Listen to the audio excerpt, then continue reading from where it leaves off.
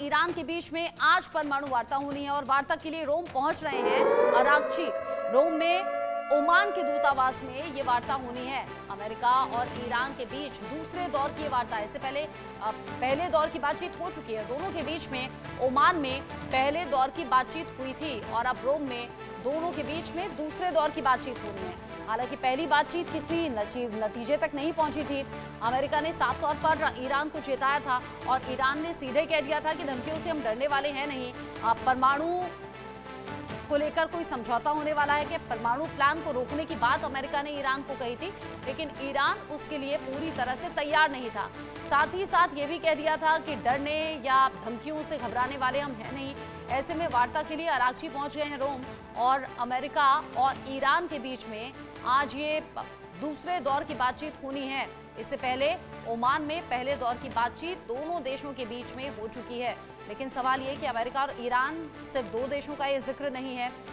America और Israel एक साथ हैं। इजराइल की ईरान से टसल है और ऐसे में अमेरिका जो कि आंख बंद करके ईरान को धमकियां दे रहा है और इजराइल को सपोर्ट कर रहा है। इजराइल अगर सीधे तौर पर ईरान से टकराता है तो अमेरिका का बैकअप होगा।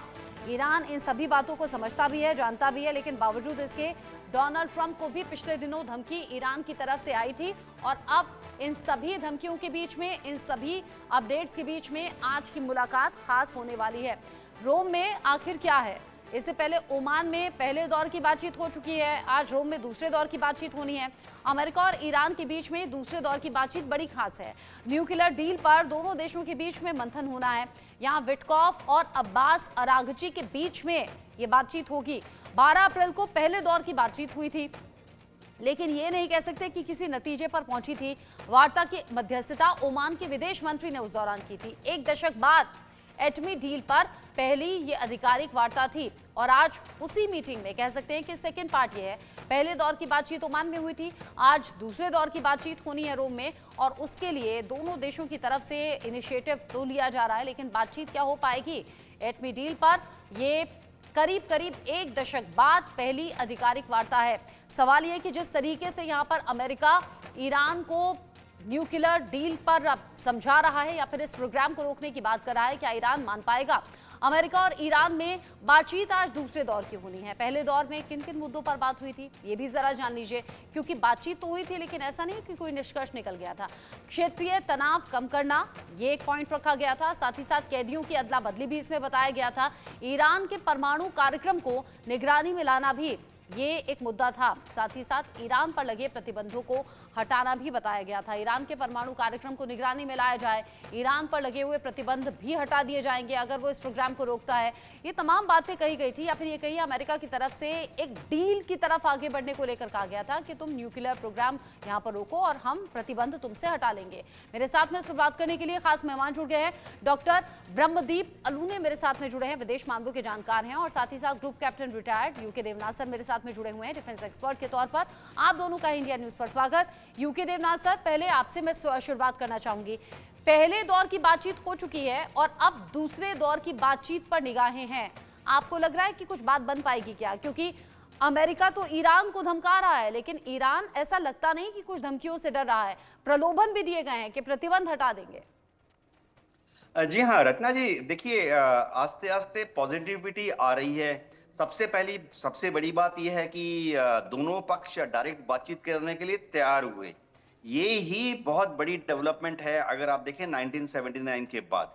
दूसरी बात है कि ओमान में जो बातचीत हुई थी 12 अप्रैल को, उसको उभय पक्ष ने कंस्ट्रक्टिव डिक्लेयर किया है कि हाँ ठीक है, बातचीत हुई थी, हम थोड़ा सा आगे बढ़े।